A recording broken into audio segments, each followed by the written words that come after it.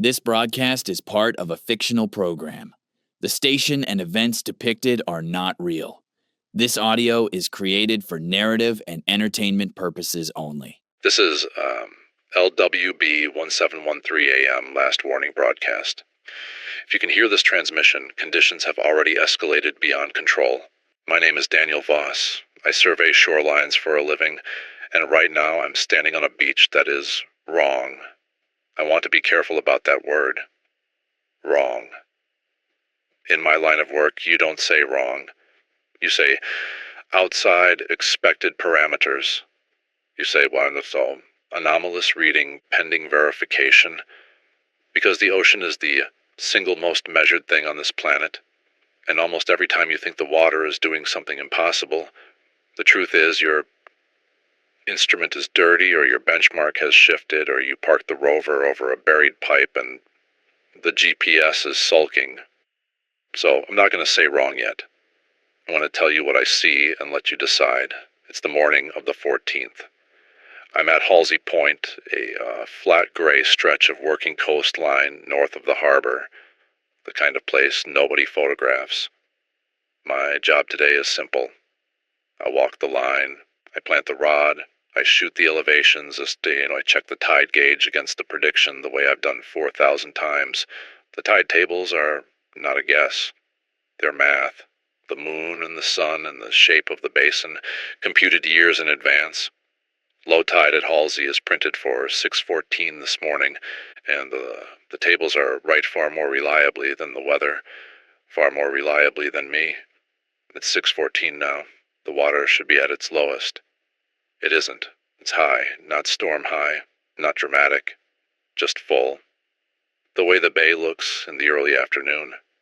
Hours from now, the rack line, that ribbon of seaweed and foam that marks how far the last high tide reached, is wet and fresh, and exactly where it shouldn't be for another 6 hours. I check the gauge. The gauge agrees with the tables. The gauge says low. The gauge says the water is 2 meters below, where my own eyes are telling me it is. I want you to sit with that for a second because I had to. The instrument and the prediction agree with each other. They just don't agree with the water. I did what you're supposed to do. I assumed I was the broken part. I recalibrated, I reshot the benchmark, the brass disc set in concrete in 1974 that does not move. That is the whole point of it not moving. The benchmark checked out, my elevations are good, my position is good, the water is just living in a different hour than I am. I laughed, actually, out loud, alone on the sand, because that's what you do when the only explanation left is the stupid one. I told myself I'd misread the date on the tables. I hadn't. I told myself the storm last week had left a surge. Now, there was no storm. I'm recording this as a field log, and that's habit. We log everything, but, I'll be honest with you, I think I started recording because some animal part of me wanted a witness, and there's no one out here but the gulls and a tide that's running ahead of the clock. I called my supervisor at 6:40. His name is Reyes, and Reyes does not like to be wrong, which makes him very good at his job and very hard to talk to before coffee. I told him the bay was high at low water. I told him by how much. There was a silence on the line, the particular silence of a man deciding whether you're an idiot. Then he said, "You're at Halsey?" I said, "Yes." He said, "Marcus is at Drummond. He called me 20 minutes ago, same thing." Drummond is 40 miles south of me. Different basin, different gauge, different surveyor, who I have never gotten along with, and who has no reason to invent the same impossible morning I'm having, which if that's the moment it stopped being my problem. You understand? When it's one beach, it's you. It's your gear, your eyes, your mistake. When it's 2 beaches 40 miles apart at the same hour, it's the world's problem, and you're just the one holding the rod when it arrived. Reyes did the thing good supervisors do. He got procedural, He told me to stop interpreting and start recording, shoot the line every 15 minutes, photograph the rack, cross-check the gauge on the hour. Don't speculate, don't post anything, don't call anyone but him. So I worked. And working is how I noticed the second thing, which is worse than the first. The water wasn't just high, it was high in a pattern I recognized.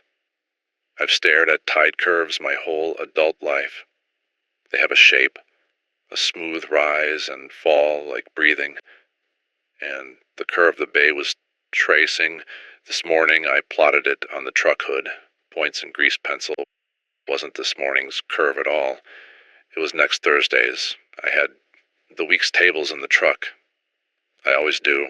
The water level at Halsey at 6:14 on the 14th matched, almost to the centimeter, the predicted level for 6:14 on the 21st, 7 days out. I told myself coincidence. Tides repeat on cycles, but they don't repeat on a 7-day cycle. There's nothing in the math that gives you exactly 7 days. The moon doesn't care about our weeks. Our weeks are a human invention, Roman, arbitrary. The sea has no reason to know what a week is. And yet the sea this morning was reading from the page 7 days ahead of the one I was standing on. I didn't tell Reyes that part, not yet. I wanted one more reading. I wanted to be wrong about being wrong. The thing that broke me a little was smaller than the tide. It was footprints. By 8 o'clock the water had dropped finally, hours late, the bay draining like it had remembered an appointment. And as it pulled back, it uncovered the lower flats, the gray mud that only sees air a few days a month. There were footprints in the mud, boot prints, a size, and a tread I knew, because they were mine. The exact pattern of the field boots on my feet right now. A line of them walking out toward the water and back, confident, evenly spaced, the stride of a man who knew where he was going. I had not walked there. I'd kept to the upper beach all morning, on Reyes's orders, on the dry sand by the truck. That mud had been underwater until 8 o'clock. No one had touched it. I put my own boot beside the print. Same tread, same size. The print was slightly deeper at the heel, the way mine goes when I'm carrying the heavy rover on my right shoulder. I want to be a reasonable man on this recording. So, here is the reasonable explanation. Someone with identical boots walked the flats at the last low tide days ago, and the print survived underwater, preserved in the mud, and surfaced again now. That happens. Mud holds impressions. It's not impossible. Except the prints were sharp, new. The edges hadn't slumped, the way wet mud edges always slump within an hour of exposure. These looked like they'd been made 5 minutes ago by a man walking out of the sea. I stood there longer than I should have. The gulls had gone quiet. The bay had that flat, held-breath stillness. It gets when the wind dies completely. And I had the very clear, very stupid thought that I was looking at where I would walk. Not where I had walked, where I would. I photographed the prints. I measured the stride. I did not step into them, and I can't fully tell you why, except that putting my foot into a print I hadn't made yet felt like agreeing to something. Then I called Reyes back, and this time I told him about Thursday. Reyes listened to the whole thing without interrupting, which is how I knew he was scared. When I finished, he didn't argue. He said, "Send me the curve." I sent him the plot from the truck hood, photographed, time-stamped. I sent him the gauge log. I sent him the prints, though I told him the prints were probably nothing, because I needed one of us to say that out loud. He called back in 11 minutes. I know because I watched the clock. He'd pulled the National Gauge Network. Hundreds of stations, every coast, real time, the backbone data that ports and navies and forecasters all run on. And he'd done the one thing it would never occur to a normal person to do. Because why would you? He'd compared every live station this morning against its own prediction for 7 days from now. They matched. Not all of them perfectly. The Pacific stations were closer to 6.5 days ahead. The Gulf was running nearer to 8. The whole network, every coastline feeding data into the system, was tracing tide curves that belonged to next week. the water was a week ahead of us, all of it, at once. Reyes is not a dramatic man, he said in a flat voice. I'm calling this in to the national office. You stay on the beach. Keep logging. If anyone official shows up, cooperate. If reporters show up, you've never had a thought in your life. I asked him the question I'd been holding. I asked him what happens at the coast in 7 days, because if the water was already living next Thursday, then the water already knew. On the shoreline had read ahead. It had seen the end of the chapter we were still in the middle of. He was quiet. Then he said, Daniel, the water being ahead isn't the problem. I asked what the problem was. He said, and the problem is whether it's pulling the rest of us toward where it already is, whether the gap closes, whether next week comes to meet us or we get dragged out to meet it. I looked at the boot prints in the mud, the ones I hadn't made, walking out toward a sea that knew something I didn't. The tide was coming back in. Early, hours early, and it was bringing Thursday with it. By midday, the story had jumped the fence. You can't hide hundreds of coastlines behaving impossibly. Not in a world where every harbor has a webcam and every fisherman has a phone. But here's what the public got wrong from the very first hour, and what I want to set straight, because I was standing in the actual data while everyone else was standing in the panic. People heard the tides are wrong, and they pictured floods, walls of water, drowned cities, the disaster movie thing. And I understand why. But that's not what was happening. And the truth is, stranger and quieter, and to me, much worse. The tides weren't bigger. They weren't more violent. The total amount of water hadn't changed. The sea wasn't rising in any net sense. What had changed was when. Every coastline on Earth was executing tomorrow's schedule, and then the day after's, and then next week's. The clock on the water had been advanced by 7 days, and the rest of the planet, the moon, the sun, the gravity that's supposed to be running the whole show had not moved at all. That's the part that kept me awake. The moon was where it should be. I could see it, pale in the afternoon sky, sitting exactly where the calendar said. The moon is what makes the tides. It is not a mystery. It is the most predictable relationship in human knowledge, and the water had stopped listening to it. A tide is a conversation between the sea and the moon. The moon pulls, the water answers. That conversation has been going on for 4 billion years without a single missed word. This morning the water answered a question the moon hadn't asked yet. It answered next Thursday's question. The sea was talking over the moon. It was finishing the moon's sentences a week early. I'm a measurer, I'm not a philosopher, and I'm not a priest. But you stand on a beach and watch the water disobey the moon. Watch it move on a schedule that no force in the sky is providing, and something in your chest understands before your brain does that. A rule has been removed, not bent. Removed.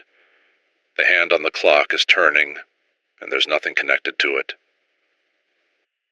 The official statements started around 2. Careful, lawyerly language. Anomalous tidal phasing. Under investigation. No immediate danger to coastal populations. That last part was true technically for that first day. The water wasn't hurting anyone. It was just early. But Reyes had said the word that mattered out on the beach, and I couldn't stop turning it over. Gap. There was a gap now between where the water was living and where the rest of us were living, 7 days wide. And the only question that mattered, the only one, was whether that gap was stable. Because if the water was just permanently set 7 days fast, fine, annoying. Reschedule the shipping, adjust the charts. Humanity adapts to weirder things by lunch. But if the gap was closing, if next week was coming toward us, or we were sliding toward it, then the schedule the water was already running wasn't a curiosity, it was a countdown. I got Marcus on the phone in the afternoon. Drummond Marcus, who I've never liked, who I was suddenly very glad existed, because he was seeing the same impossible thing, and I needed company in it. He'd found something I hadn't, and it's the reason I stopped sleeping properly. At Drummond, there's an old pier, half-rotted, scheduled for a demolition. The demolition was set for the 20th, 6 days out. Marcus had been documenting the pier for the record before they tore it down. Standard. He photographed the asset, so there's a baseline. He sent me his morning photos. The pier was already partially demolished. Not collapsed, not storm damaged. Demolished, in the specific, deliberate way that a crew does it. The seaward section removed cleanly, cut and pulled. The pilings sheared at the waterline exactly the way the demolition plan specified. He had the plan. The photographs matched the plan. The plan for the 20th, but it was the 14th, and no crew had touched it. Marcus is not an imaginative man. He kept saying, "It's like I'm photographing next week's pier." He'd walked out onto the part that was supposedly still there, and it held his weight, solid, fine.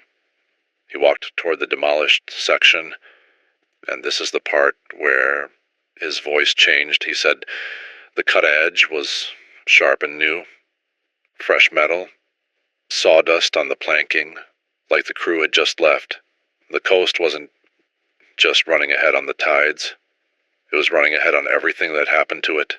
And the pier's future had already arrived at the pier. The water's future had already arrived at the water.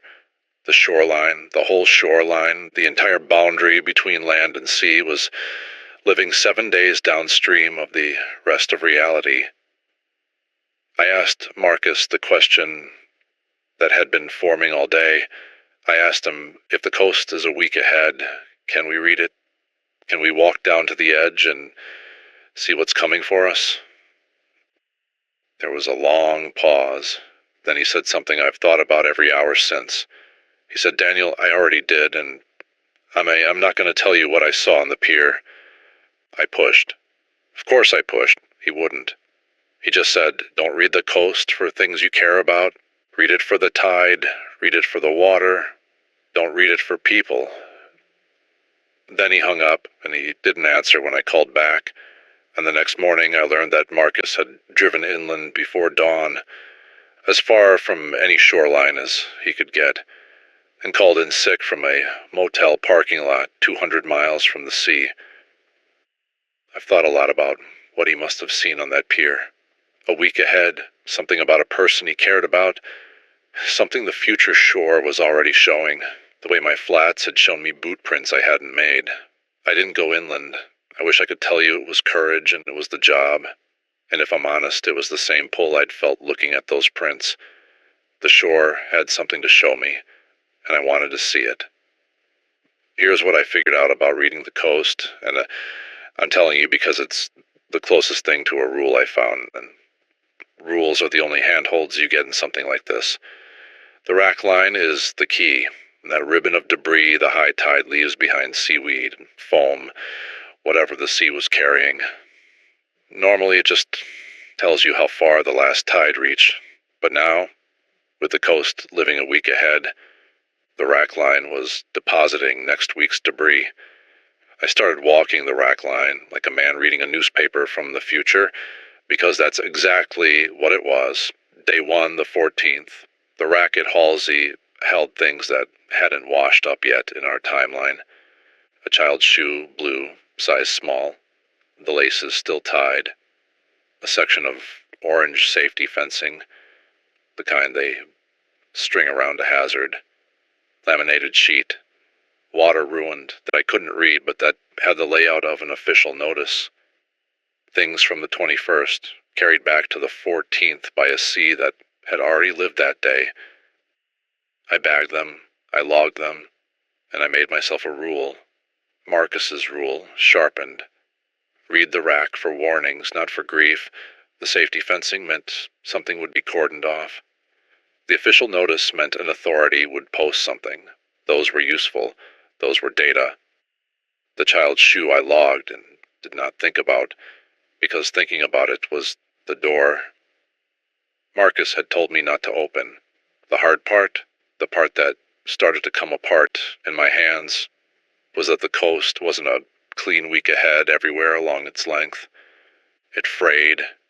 The high water flats were running close to 7 days out, but the splash zone above them, the rocks the spray reached, was reading more like 5 days ahead. And the very edge of the water, the actual line where wave met sand, was running further out still. 9 days. 10. So the shore wasn't a single page from the future. It was a fan of pages, getting later the closer you got to the water. The sea itself was the furthest ahead. The dry land was almost caught up to now, which meant the gap I'd been worried about wasn't uniform. The whole coast was a slope in time, tilted down toward the water, and the deepest, latest, furthest ahead point was out in the sea where I couldn't follow. And the slope was getting steeper. By the end of the first day, the dry land part of the beach, the part that had been almost current, was reading 2 days ahead. It had drifted. The whole shore was sliding forward, toward the water's deep future, hour by hour. The gap wasn't stable. The gap was a tide of its own, and it was coming in. I didn't see it myself. I want to be clear about that, because by the second day people were claiming all kinds of things, and I will only tell you what I actually witnessed or what I trust. This one I trust, because it was Reyes. And Reyes called me from the scene with a voice I had never heard him use. There was a man at the harbor, an older man, a retired fisherman, the kind every harbor has, who'd spent 50 years reading the water and could not, would not, accept that the water had changed. He'd heard about reading the coast. By the second day, everyone had. The internet had decided the shoreline was a window into next week, and people were doing exactly what people do, which is rush toward the dangerous, shiny thing. The fisherman had gone down to the harbor flats at low water to read the rack for his own future, to see, I think, whether his sick wife would be all right. That's the rumor. Read it for people, Marcus had warned. Don't read it for people. Reyes got there because a gauge tech had called it in a man standing too far out on the flats at falling tide, not moving. By the time Reyes reached the seawall, the man was 100 yards out on the mud, walking slowly toward the waterline, and the waterline was wrong. The water was coming back in. Early, the way it had every cycle since the 14th. But Reyes said it wasn't coming in like a tide, it was coming in like a thing arriving. A smooth, dark, deliberate advance. No waves, no foam. The surface like poured metal. And the old man was walking straight into it, unhurried, the way you walk towards someone you recognize. Reyes shouted. Others shouted. The man didn't turn. Reyes said, and this is the part he said twice, like he needed me to believe it, that the man left a line of footprints behind him in the mud, and that 50 yards back along that line, set into the mud, ahead of the man, leading him on, was another set of the same footprints. Already there, waiting. The man was walking into prints he hadn't made yet.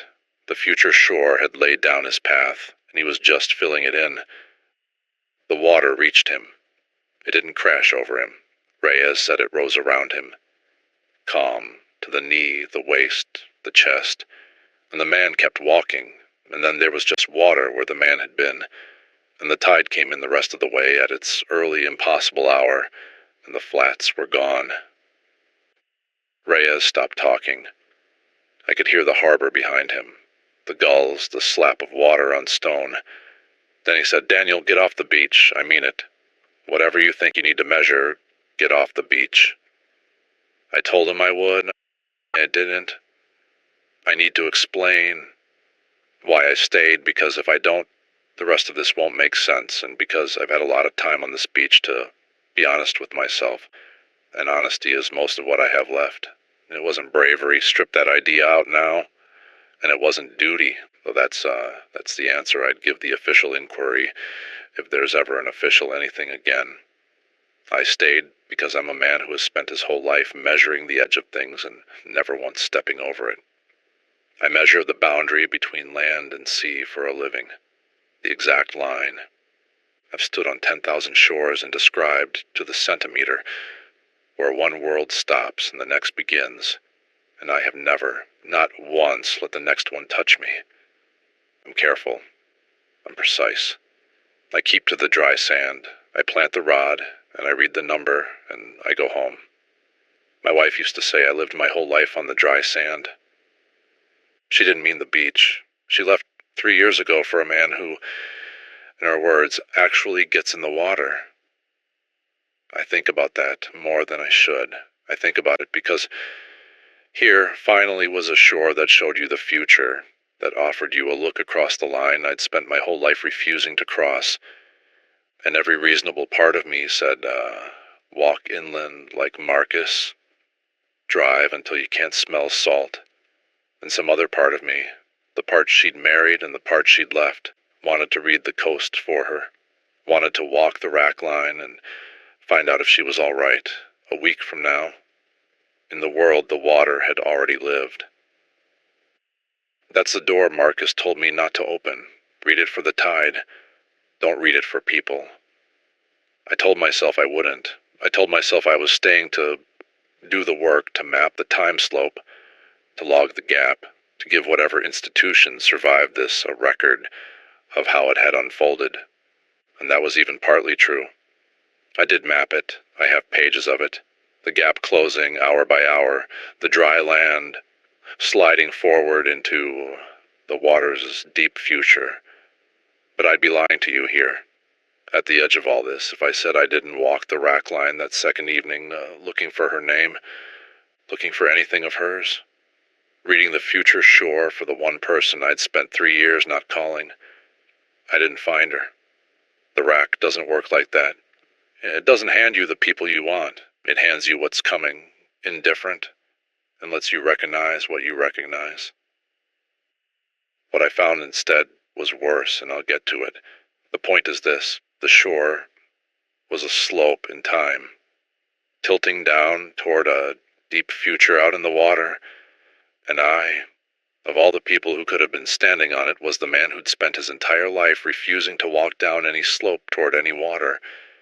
If anyone was built to hold the line, to stay on the dry sand while the future came in, it was me. I thought that made me safe. I thought my whole careful, closed-off, dry sand life had finally found its use. I was wrong about why I was safe, but I had it backwards in a way that took me 3 more days to understand, and by then the gap was almost closed. Let me tell you what I actually measured, because the measurements are the only part of this I fully trust, and because they tell the story better than my fear does. I set up a transect, a straight line from the dry dune down to the water, stakes every 5 meters, and at each stake I read how far ahead in time that point was living. You read it off the rack, off the state of things. Off small tells how weathered a piece of driftwood was that I'd marked, how far a barnacle had grown, the date on debris, the dune, the top of the beach. By the 3rd day, 4 days ahead. Mid-beach, 6 days ahead. The high water flats, 8 days. The waterline, 11. And the water itself, as far as I could read it from instruments dropped off the end of the old groin, 14 days. 2 weeks. The sea was living a fortnight downstream of the dune, and the dune was living 4 days downstream of me. Plotted, it made a curve. A smooth, accelerating curve, time bending downward toward the water, and every reading I took, the whole curve had shifted. The dune, that was 4 days ahead in the morning, it was 5 days ahead by night. The slope was rotating forward. The deep future out in the water was getting deeper, and it was dragging the near shore down after it. Here is the thing that the curve told me, the thing the official statements never said, because I don't think they let themselves see it. The gap wasn't closing the way Reyes had feared. We weren't catching up to the water.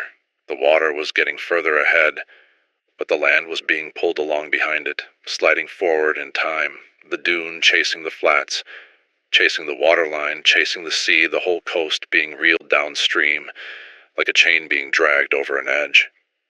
And if you extended the curve, if you took the rate at which each point was accelerating, and you ran it forward, every point on the coast reached the same destination. Not the same time, the same destination. The curve wasn't heading toward a date, it was heading toward a vanishing point, a place where the slope went vertical, where the future arrived all at once, where the gap between when you are and when the water is collapsed to zero by the water yanking everything down into its deep, accelerating 14 and rising days ahead. I ran the numbers 4 times. I wanted an error.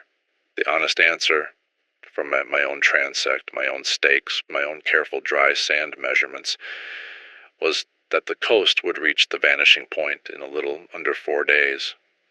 The fringe of the land, the dunes, the first streets, the harbor, would be pulled over the edge into the water's future, which by then would not be a week or a fortnight, but a depth I couldn't read, a future so far downstream that nothing we'd recognize as our world would be standing in it, and the front was moving inland.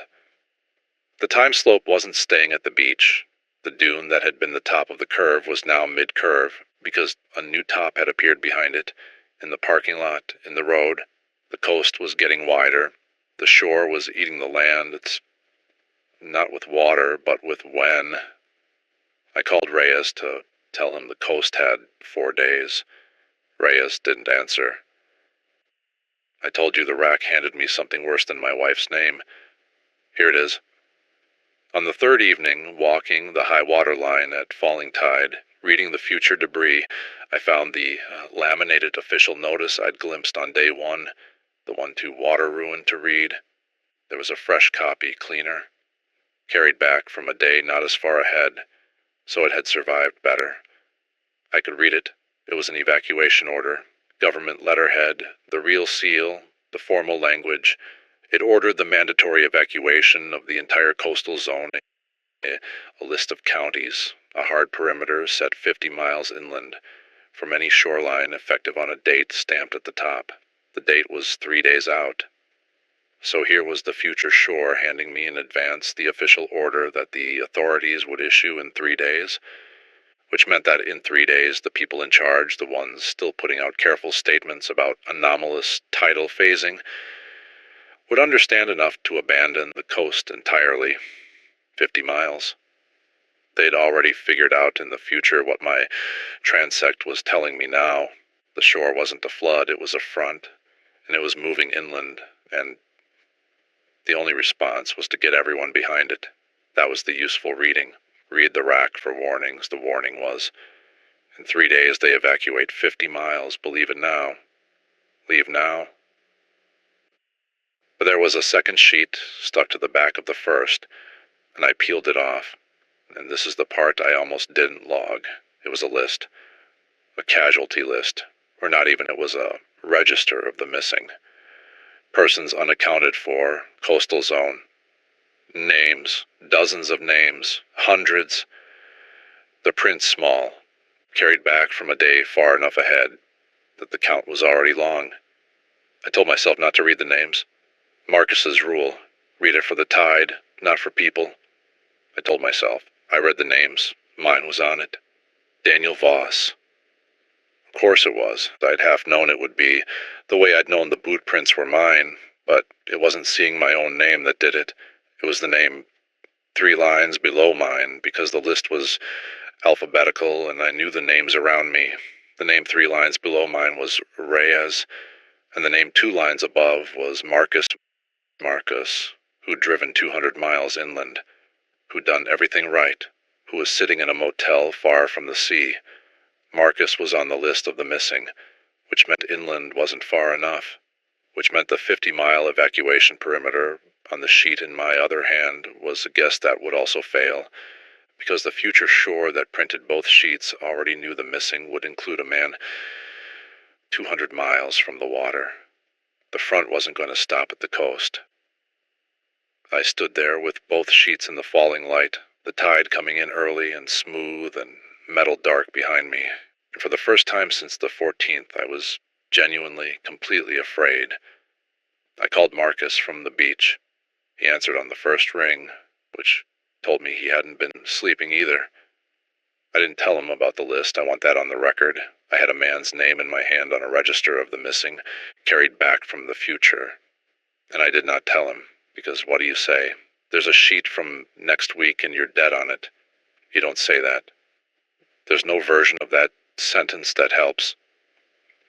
So I lied a little. I told him I had read the rack and the front was moving inland and he should go further than 200 miles, as far as he could. There was a long silence, then Marcus said, very quietly, "It's already here, Daniel." I asked what he meant. He said the motel parking lot had a drainage ditch, a dry one, no water in it for months, just a concrete channel. And that morning the ditch had been wet, not from rain. There'd been no rain. The concrete was wet with seawater. He'd tasted it. Salt. 200 miles from the sea in a dry ditch, the water had arrived, and the wet line in the ditch, he said it was rising. Slowly, tide slow, coming up the channel toward the parking lot on a schedule that had nothing to do with any ocean that should have been able to reach it. The coast wasn't the edge of the water anymore. The coast was wherever the front had reached, and the front was bringing the sea with it, threading the future inland through every channel and ditch and pipe, and the future it brought was a future where the water had already won. I asked Marcus what he'd seen on the pier, the thing he wouldn't tell me on day one. It didn't matter anymore, I figured. He could tell me now. He told me. He said he'd read the pier for his daughter, who he hadn't spoken to in years, the same way I'd wanted to read the rack for my wife, and the future pier had shown him his daughter's face in the water beneath the planks, looking up, calm, not drowning, just there, waiting, living in the water's future. And she'd looked happy, he said. That was the unbearable part. She'd looked happier than he'd ever seen her, down there in the deep future under the pier, and some part of him had wanted to go down and join her, and the only thing that had stopped him was that he was a coward. His word. A coward who lived on the dry sand, same as me. That's why I ran, Marcus said. Not because I was scared of the water, because I wasn't scared enough. Then the line went dead, and Marcus's phone never rang again. The evacuation order came the next morning, the real one. Government letterhead, the same seal, the same counties, the same 50-mile perimeter. I read it in the rack 3 days before they issued it. Now they were issuing it, which meant the gap had closed by exactly that much. The future I'd read off the shore was arriving on schedule, the present catching up to the page the water had already turned. I want to describe the evacuation, because it's the last time I saw the world behaving like the world, and I think it matters that someone recorded it. It was orderly at first, in the way these things are, when people still believe in the systems. Highways, one direction. The radio. I had the truck radio on, running the calm official voice, the perimeter, the routes, the reassurance. Anomalous tidal phasing. Out of an abundance of caution. Temporary. But I was on the beach with my transect, and I could see what the radio couldn't. I could see the front, not the water, the time slope, the place where the future tilted down. And it wasn't at the beach anymore. By that morning, the top of my curve, the leading edge of the when, was in the dune grass. By noon, it was in the parking lot. By the time the evacuation traffic was backed up on the coast road, the front had reached the road, and I watched it arrive.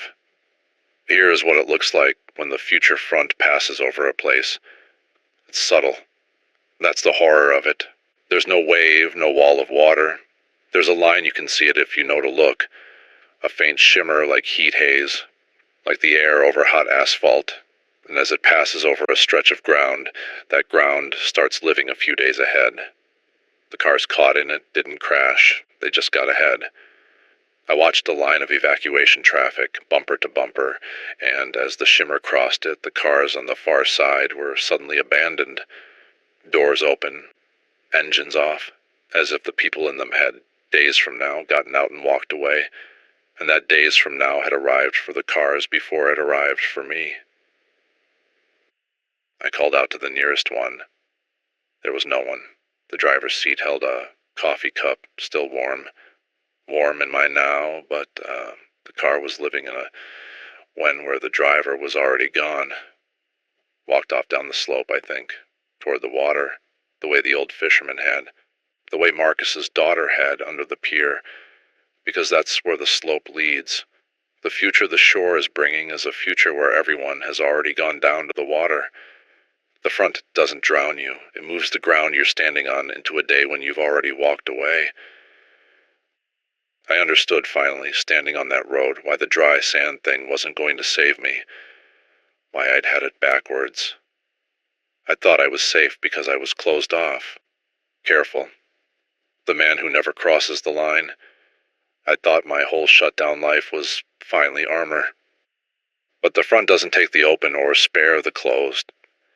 It doesn't care about that at all. It's not choosing anyone. It's just moving the present into the future, second by second. And in that future, everyone has already gone. And being careful doesn't keep you out of next week. The dry sand was never safe ground. There's no such thing as safe ground. There's only ground the front hasn't reached yet. And it was reaching. The shimmer was past the road now, moving inland into the first houses, and behind it the world was a few days ahead and empty. I got my truck and I drove inland. Fast, racing the front I'd spent 4 days measuring. You can outrun the front. That's the one piece of hope in this, and I want to give it to you clearly, because the rest of what I have to say doesn't offer much. The shimmer moves at a walking pace, more or less. Tide slow, maybe 4 miles an hour, gaining a little. A car beats it easily. I drove inland on the emptying coast road and pulled ahead of it within minutes. And for an hour I let myself believe I'd simply leave it behind. Get 50 miles, 100, 200 like Marcus, except smarter, except all the way to the dry middle of the continent, where no ditch carries salt. Then I started to understand the geometry of it, and the hope thinned out. The front wasn't a line sweeping inland from the coast. It was a tide, and tides come in and go out. The shimmer reached its high mark, and then, in the late afternoon, it receded. The ground it had passed over, the few days ahead empty ground, came back to now. The cars were still abandoned. The warm coffee was cold, but the time slope pulled back toward the sea the way water does, leaving its rack line of emptied houses and open doors behind it. For about an hour I thought it was over. The front had crested and was retreating. I actually pulled over. I sat in the truck and shook. Then it came in again. Higher. That's the pattern. It's a tide. It comes in, it goes out, and each time it comes in, it reaches further inland. The same way each high tide at the beach reaches a little higher. Up the sand on a rising cycle, the front advances and retreats and advances, and the high water mark of the future creeps inland, cycle by cycle, 6 hours at a time. And the cycles are getting shorter. The tide that should take 12 hours is running on the 7-day fast schedule, which means it's also running fast. The intervals compressing, the front coming in and out faster and faster, reaching higher and higher, like the last frantic acceleration of something draining. I did the math in the truck, on the back of an evacuation flyer, in the failing light. The high water mark of the front, the furthest inland point the future reaches, was advancing about 8 miles per cycle, and the cycles were shortening. Extend the curve, same curve as my beach transect, the same accelerating shape. Because it was the same phenomenon, scaled up to a continent, and the front reaches the center of the landmass, the furthest point from any sea in a little under 2 days. 2 days, and there's no ground left that the future hasn't reached. 2 days, and the whole continent is living downstream in the water's deep future, in the day when everyone has already walked down to the sea, so you can outrun the front. For a while. You can stay ahead of any single high water mark of the future, but you can't outrun the tide because the tide is everywhere, rising, and the land is finite, and the curve ends where it ends. I kept driving. Of course I kept driving. You don't stop just because the math is bad. The whole human animal is built to keep driving when the math is bad.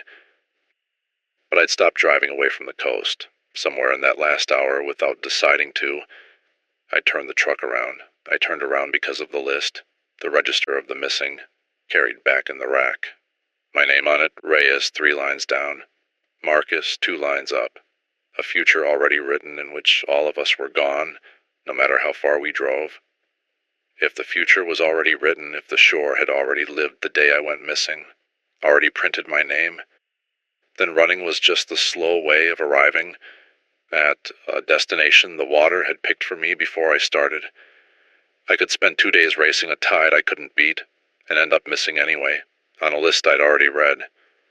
Or I could go back to the one place where the future was thickest, the deep future water off Halsey Point, and I could do the only thing left that was mine to choose. Not whether I went into the future, that was decided, but how. And what I looked at on the way. Marcus said he ran because he wasn't scared enough, because part of him wanted to go down to his daughter under the pier, and he was a coward about it. He used the word coward. I've thought about that. I don't think wanting to stay out of the water makes you a coward, but I understand now what he meant. He meant he couldn't bear to look at the thing he wanted, so he ran from it.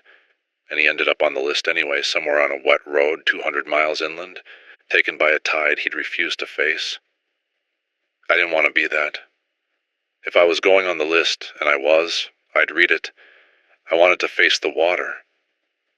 I wanted to walk down the slope with my eyes open. I lived my whole life on the dry sand, careful, refusing the line, and the woman I loved had left me for exactly that reason. And here at the end I had one chance to be the man who gets in the water.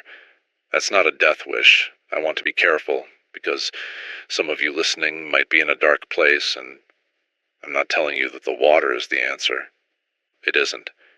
If you're hearing your own version of that pull, the warm invitation under the pier, the happy face in the deep that's the front talking, and you should drive and keep driving, and find a person, any person, and stay near them and stay loud, and stay in your own now, as long as you possibly can. The missing aren't at peace, they're just gone. But I'd read my name. For me, the choice wasn't whether, it was only how. So I turned around. I drove back toward the coast, back toward Halsey Point, against the evacuation, the only set of taillights pointed at the sea. And as I drove, the radio cut out, mid-sentence, the calm official voice gone, replaced by the sound the front makes when it's close. I'll tell you about the sound. It's the last thing I have to describe properly. It's not a roar. I want to correct that now, because the disaster movie version has a roar, and the truth is so much quieter and so much worse. The front makes the sound of a beach. That's all. The exact sound of waves on sand. The long hush pull, the rattle of pebbles in the backwash, the gulls, the distant slap of water on a hull, the sound of a beach on a calm day, and it comes from everywhere. From the radio, from the air, from the ground under the truck, from inland where there is no beach and never was. The whole world starts to sound like the shore. I drove through towns 30 miles from the sea, and the streets sounded like Halsey Point at low tide.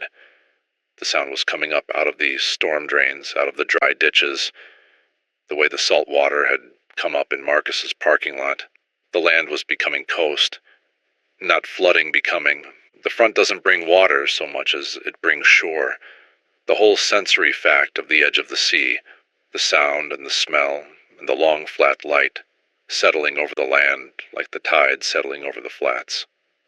And in the sound under the waves, if you listened, and I listened, driving, windows down there were footsteps, wet footsteps on wet sand, a lot of them, all walking the same direction. The missing, I think, everyone the front had already taken, walking down the slope in the future, and the sound of their walking bleeding back into the now, through every drain and ditch and open door. I didn't hear voices. I wanted to be honest about that, because it would be a comfort to say I heard the dead speaking and they sounded happy, and I didn't.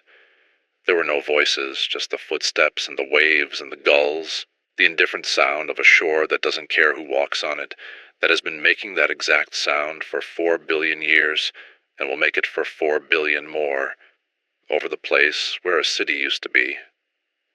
I reached the coast road at dusk. The shimmer was everywhere now. The whole landscape living days ahead, empty, doors open, cars abandoned. The long flat light of a future evening lying over everything. Halsey Point was ahead. The bay. The brass benchmark from 1974 set in concrete, the one fixed thing. The whole point of it not moving. I parked the truck at the top of the beach on the dry sand where I've stood 10,000 times. The tide was out, far out, further than I've ever seen it. The flats stretched to a horizon that shimmered with the deep future, and across the mud, leading away from my truck toward the distant waterline, was a line of boot prints.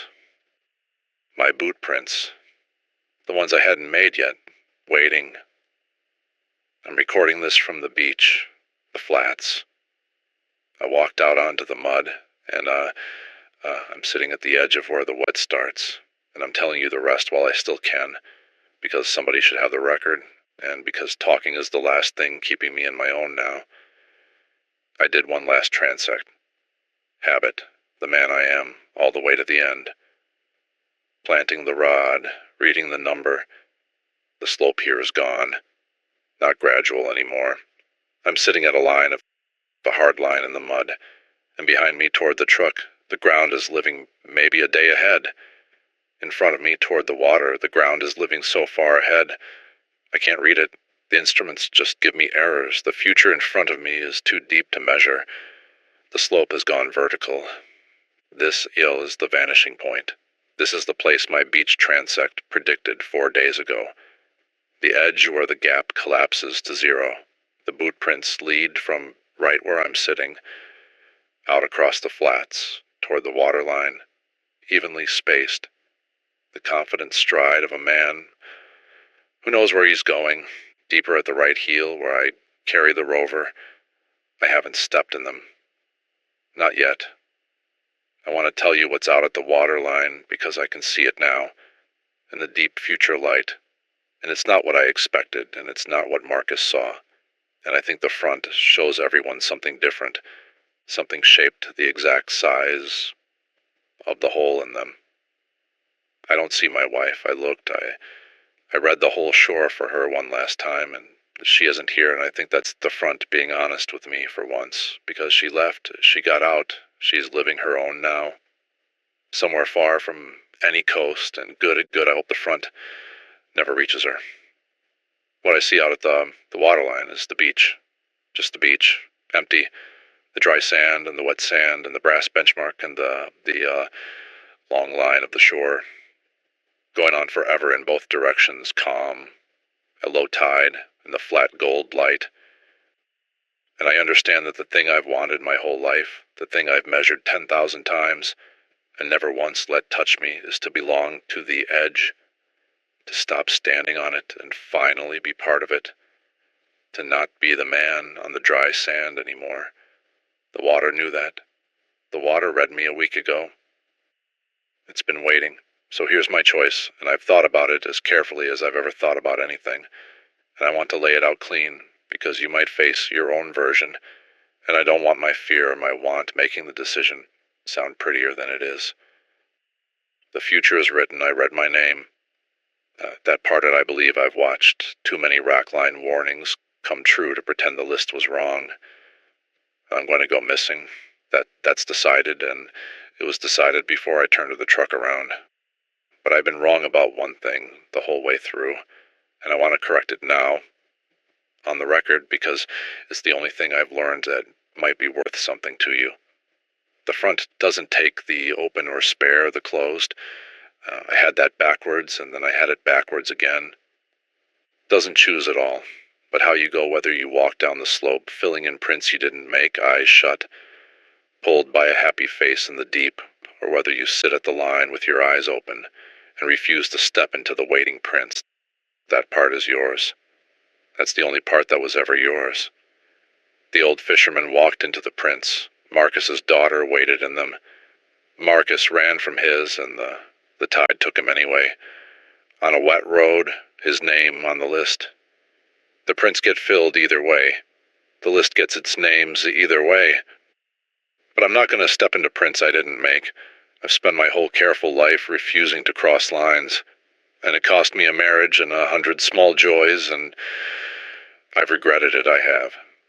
But here, at the actual end, at the actual edge, that same stubborn refusal is the one thing I get to keep. I'm not going to walk out to the waterline. I'm not going to fill in the future's footprints toward the empty, beautiful beach it's holding out to me. If the front wants my now, it can come and take it.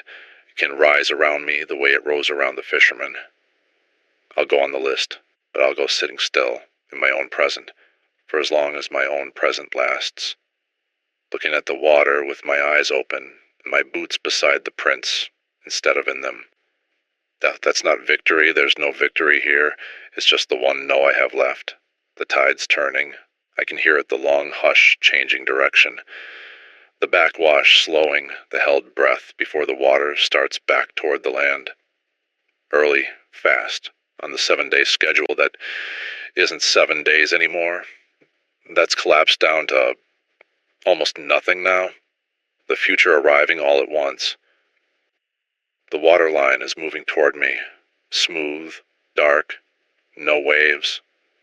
The poured metal advance Reyes described at the harbor, the thing that came in like an arrival instead of a tide. The boot prints are filling with water from the far end first, the deep future end, and the prints disappearing one by one as the sea takes them back. Walking toward me along the line I refuse to walk. I'm staying where I am. I want to say some things while there's time. Plainly no poetry because the front makes everything sound like a beach, and I don't want my last words dressed up in waves. To whoever finds this recording, the front is real. It moves like a tide. You can outrun any single crest, but not the rising hole, and the only ground that's safe is ground it hasn't reached yet, which is a smaller and smaller thing. Go to the center. Stay together. Stay loud. Stay in your own now. The water shows you what you most want. In the deep, and it will be the truest and kindest thing you've ever seen. And it will be a lie shaped exactly like you're wanting. Don't walk toward it. Don't fill in the prints. If you're going on the list anyway, go on it standing still. To my wife, if the front never reaches you and you ever hear this, you were right. I lived my whole life on the dry sand. I'm sorry I couldn't get in the water for you, and I could only ever do it for the thing that was going to take me anyway. And even then I did it badly, sitting down, refusing to walk. That's the most honest I know how to be. The water's at my boots now. It's cold. It's exactly as cold as the sea has always been. It's at my knees. And I'm still here. I'm still Daniel Voss. I'm still on the dry sand, even now. Even with the water at my chest. That's the joke. There never was any dry sand. There was only ever the shore, living a week ahead, waiting for the rest of us to arrive. If you're hearing this, the recording survived. I won't. I don't know how it survived. I don't know who's playing it back, or when, or whether there's a coast left to stand on, or a now left to stand in. Maybe the front crested somewhere short of the center, and the world held. Maybe you're inland, safe, listening to this as a story. I hope so. I genuinely hope this is a story to you, the way a thing that happened to someone else is a story, but I read my name on a list carried back from the future, and the list was alphabetical, and there were names after mine that I didn't recognize, hundreds of them, the small print running on past the edge of the page. So I think the front went further than the coast. I think it went further than 50 miles and 200 in the center. I think it kept coming in. If it's still coming, if you're hearing footsteps in the storm drains, it is if the dry ditches have gone wet and salt, if the land has started to sound like a beach on a calm day, then you already know what I know. Don't read the shore for the people you love. Don't step in the prints. And when the water comes up around you the way it came up around me, the way it's coming up now, I hope you get to do what I'm doing, which is the only thing any of us ever really got to do. Stay yourself all the way down. The tide's in. I'm still